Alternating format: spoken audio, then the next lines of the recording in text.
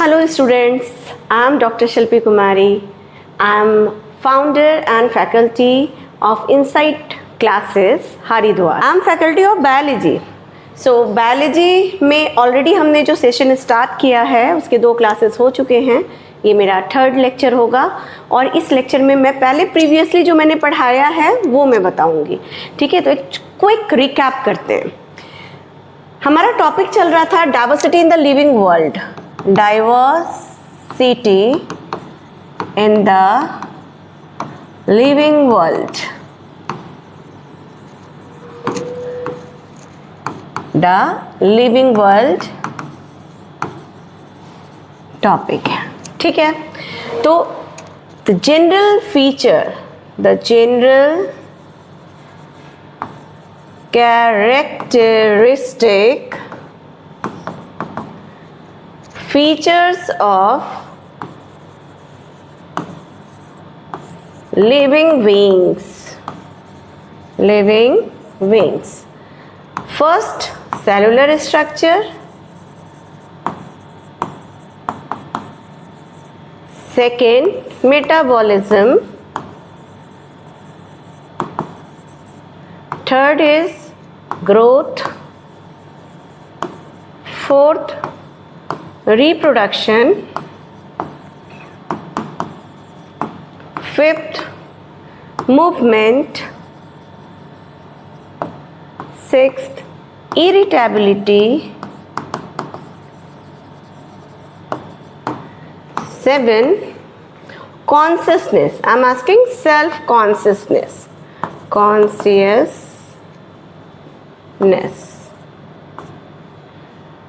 8, adaptation. 9, variation. 10, aging. 11, repairing and healing.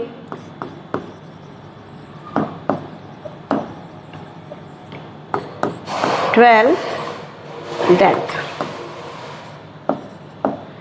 Actually ये इतने सारे फीचर्स लिविंग ऑर्गेनिजम्स के हैं, तो जिनमें हमने क्या लिस्टिंग करा है.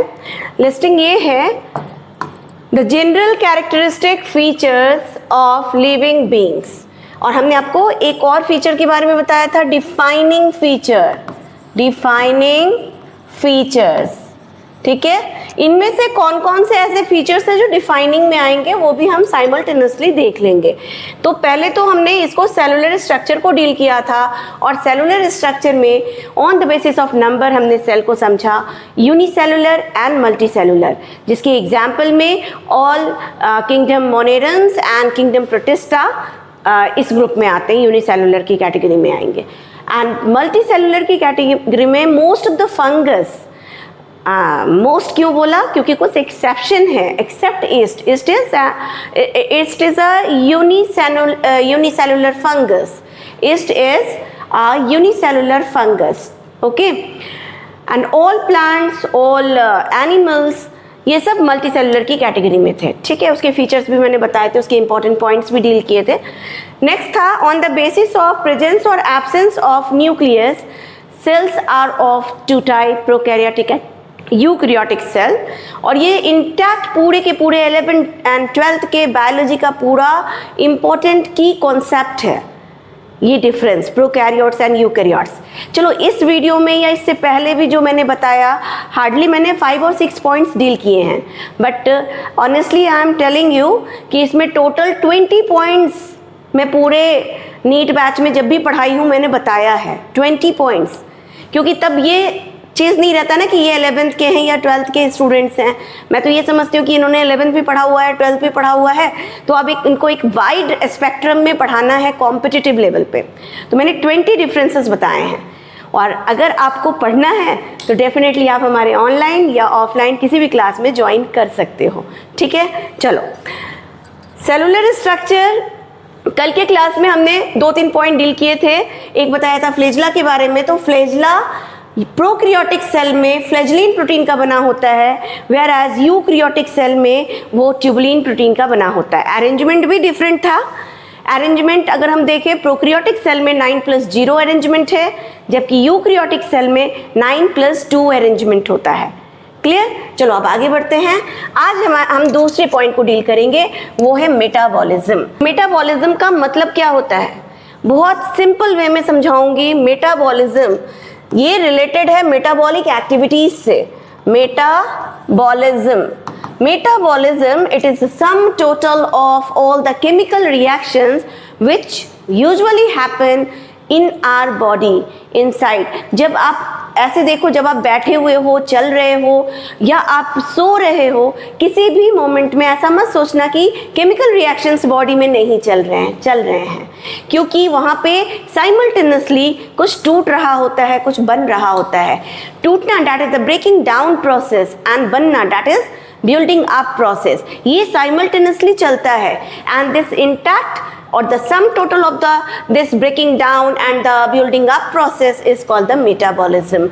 So metabolism का दो रूट हो गया, one is catabolism, another one is anabolism। Catabolism, it is a destructive process, okay? तो ये basically breaking down process है, this one is a breaking down process, and anabolism is building up, this is building up process। ठीक है, तो जो breaking down होगा, कुछ तोड़ेगा, मतलब वो डिस्ट्रक्टिव प्रोसेस में कंसिडर किया जाएगा। So this is destructive process and this one is constructive, क्योंकि यहां कुछ बन रहा है, कंस्ट्रक्टिव प्रोसेस। अब जैसे बॉडी के अंदर जितने भी मेटाबॉलिक पाथवेज चलते हैं, लाइक अगर हम ग्लाइकोलिसिस की बात करें, क्रेब्स साइकिल की बात करें, pentose phosphate pathway, oxidative phosphorylation, ये जितने भी हैं ये सब मेटाबॉलिक पाथवेज हैं। तो ऐसा नहीं है कि ये मेटाबॉलिक पाथवे सिर्फ है ना ह्यूमन बीइंग या सिर्फ हायर ऑर्गेनिज्म में ही होता है, ये प्रोकैरियोट्स में भी होता है, यूकैरियोट्स में भी होता है। उनमें से कुछ पाथवेज यूनिवर्सल पाथवेज हैं, लाइक ग्लाइकोलिसिस। तो जितने भी पाथवेज हैं, उन पाथवेज को कंडक्ट करने के लिए, उन पाथवेज को कंप्लीट करने के लिए ईच एंड एवरी स्टेप्स पे कोई ना कोई एंजाइम चाहिए होता है। अब ये एंजाइम्स क्या होते हैं? Most of the enzymes are proteinaceous in nature, वो प्रोटीन के बने होते हैं। ठीक है, तो मेटाबॉलिज्म में हम क्या समझेंगे, यहाँ पे कुछ मॉलिक्यूल्स टूटेंगे, कुछ बनेंगे। तो ईच एंड एवरी स्टेप्स के लिए हमें ये समझना होगा कि साइमल्टेनियसली कैटाबॉलिक एनाबॉलिक चल रहा होगा। एक बहुत ही सिंपल एग्जांपल से समझाती हूँ। अगर हम प्लांट के केस में बात करें, फोटोसिंथेसिस सभी लोग जानते होंगे, जूनियर क्लास से हम पढ़ते आ रहे हैं photosynthesis. It is a kind of biochemical reaction. ठीक है, तो अब उसका इक्वेशन अगर हम एक बार देखें, इक्वेशन से बहुत ईजिली हम अंडरस्टैंड कर पाएंगे। जैसे for example C6H12O6, this is glucose. पहले मैं कैटाबॉलिज्म को एक्सप्लेन करूंगी क्योंकि पहले लिखा हुआ कैटाबॉलिज्म, ओके, उसके बाद मैं एनाबॉलिज्म में बताऊंगी। तो कैटाबॉलिज्म का बेस्ट एग्जाम्पल रेस्पिरेशन होता है, याद रखना, respiration is the best example of catabolism. And anabolism का बेस्ट एग्जाम्पल फोटोसिंथेसिस। अब जैसे ग्लूकोज, जो भी खाना हमने खाया, अगर in the form of glucose हमने लिया तो this is glucose. Glucose oxygen के प्रेजेंस में ऑक्सीडेटिव प्रोसेस में जाता है और ये एक कॉम्प्लेक्स मॉलिक्यूल है। This is a complex organic molecule. When react with oxygen, it will be converted into the CO2 plus H2O plus energy in the form of ATP, adenosine triphosphate। ठीक है, तो यहाँ पे एनर्जी का liberation होता है, energy release होती है इस प्रोसेस में। बट एक कॉम्प्लेक्स ऑर्गेनिक मॉलिक्यूल टूटता है, ब्रेकिंग डाउन प्रोसेस में जाता है। यहाँ पे ग्लूकोज टूटा और टूट करके कार्बन डाइऑक्साइड एंड वाटर में कन्वर्ट हो गया। मैं इक्वेशन को बैलेंस नहीं कर रही हूँ, जस्ट आपको समझाने की कोशिश कर रही हूँ कैटाबॉलिज्म एक्चुअली होता क्या है। ठीक है, तो ग्लूकोज एक कॉम्प्लेक्स ऑर्गेनिक मॉलिक्यूल है जो टूट करके सिंपलर फॉर्म ऑफ मॉलिक्यूल में कन्वर्ट हो जाता है, सिंपलर फॉर्म ऑफ मॉलिक्यूल्स में कन्वर्ट हो गया। ठीक है, तो यहाँ पे हमने क्या देखा, एक कॉम्प्लेक्स मॉलिक्यूल टूट करके सिंपलर फॉर्म ऑफ मॉलिक्यूल को दे रहा है। तो यहाँ पे ब्रेकिंग डाउन प्रोसेस हुआ या building up, this is the breaking down process. Breaking down process को हम क्या बताए थे, destructive process which is also known as the catabolism. This is called the catabolic process, catabolic process and catabolic process. तो ये process हुआ, phenomenon क्या कहलाएगा, phenomenon is known as the catabolism, catabolism. ठीक है, एनाबॉलिज्म की बात करें तो एनाबॉलिज्म का बेस्ट एग्जांपल फोटोसिंथेसिस है। How, CO2 plus H2O in the presence of sunlight and chlorophyll to produced C6H12O6 plus oxygen atmosphere में रिलीज कर दिया। अब देखो, फोटोसिंथेसिस के प्रोसेस में एनर्जी को यूटिलाइज किया जाता है, तो एनर्जी रिलीज तो नहीं हुआ, रिलीज क्या हुआ, ऑक्सीजन। ये लिया क्या, कार्बन डाइऑक्साइड। तो यहाँ पे टू सिंपलर मॉलिक्यूल्स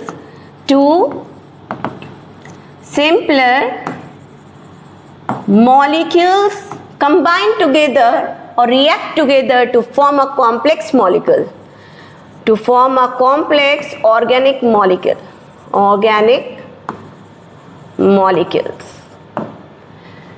साथ में ऑक्सीजन को रिलीज कर दिया एटमॉस्फेयर में।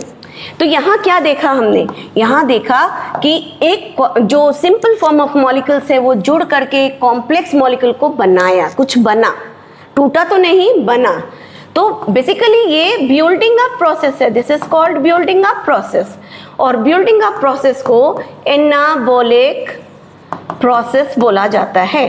ठीक है, अब प्रोसेस तो एनाबॉलिक है, फेनोमेनन क्या होगा, this phenomenon is known as anabolism।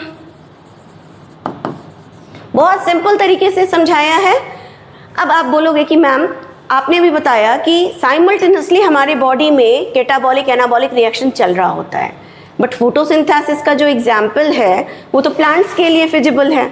ठीक है, तो यहाँ पे कैसे, ये तो कैटाबॉलिक प्रोसेस, डाइजेशन भी कैटाबॉलिक प्रोसेस है, रेस्पिरेशन भी कैटाबॉलिक प्रोसेस है, तो यहाँ पे एनाबॉलिज्म क्या हुआ।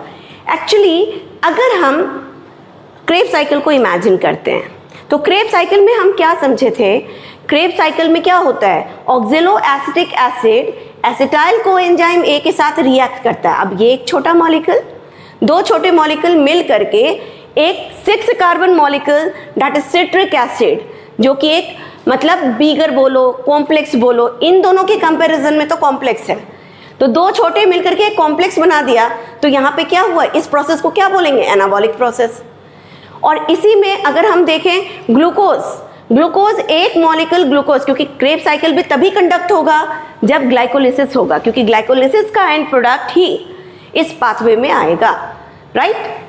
One molecule of glucose undergoes for 10-step reaction and then it will be converted into the 2 molecules of pyruvic acid or the pyruvate।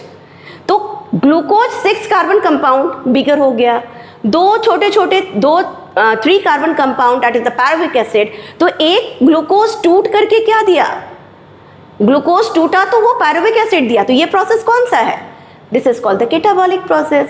So simultaneously body में catabolism anabolism साथ साथ चल रहा होता है। जितने भी पॉलीमर्स बन रहे हैं, लाइक न्यूक्लिक एसिड की बात करें तो nucleic acid is a polymer, but इसका मोनोमर की बात करेंगे तो बोलेंगे न्यूक्लियोटाइड। बहुत सारे न्यूक्लियोटाइड जुड़े तो पॉलीमर बन गया, ये भी एनाबॉलिज्म हो गया। ठीक वैसे ही प्रोटीन की बात कर लो, प्रोटीन टूटेगा, अमाइनो एसिड में आ जाएगा, छोटे मॉलिक्यूल्स, छोटे फॉर्म्स, यानी कि मोनोमर फॉर्म में, मोनोमेरिक फॉर्म में। तो ये हो गया कैटाबॉलिज्म। वन बहुत सारे अमाइनो एसिड जुड़ गए और वो एक प्रोटीन बना दिया तो वो बोलेंगे एनाबॉलिज्म हो गया।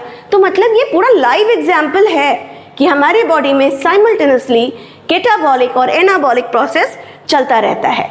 इसीलिए क्लास 11th का एक टॉपिक है सेलुलर रेस्पिरेशन इन प्लांट्स, उस चैप्टर में लास्ट में बताया गया है बेसिकली रेस्पिरेशन को कहना चाहिए it is a amphibolic pathway, क्योंकि जितने भी पाथवेज हैं वो विदाउट एंजाइम्स तो कंडक्ट होंगे नहीं, और एंजाइम्स मोस्टली प्रोटीन के बने होते हैं। प्रोटीन किससे बना है? अमाइनो एसिड से बना है। तो जाहिर सी बात है कि कैटाबॉलिक एंड एनाबॉलिक दोनों प्रोसेस यहाँ पे देखने को मिल रहा है। तो क्लियर हुआ। अब अगर हम माइक्रोब्स की बात करें तो माइक्रोब्स प्रोकैरियोटिक ऑर्गेनिज्म है, क्या उसमें मेटाबॉलिज्म होता है? हाँ होता है, क्योंकि glycolysis which is a kind of metabolic pathway, one of the pathway and which is known as the universal pathway. तो ये प्रोकैरियोट में भी है, यूकैरियोट में भी है। आप बोलोगे कि प्रोकैरियोट में ये कंप्लीशन के बाद कैसे जाएगा, कि वहाँ माइटोकॉन्ड्रिया तो है नहीं कि वो एरोबिक रेस्पिरेशन के रूट में जाए। तो यहाँ पे मेसोजोम्स होता है, ठीक है। बैक्टीरिया के केस में जो सेलुलर रेस्पिरेशन का साइट होता है वो मेसोजोम्स होता है, प्लाज्मा मेम्ब्रेन में एलिवेशन होता है, ठीक है। तो वहाँ पे उसको यूटिलाइज किया जाएगा। तो this is all about the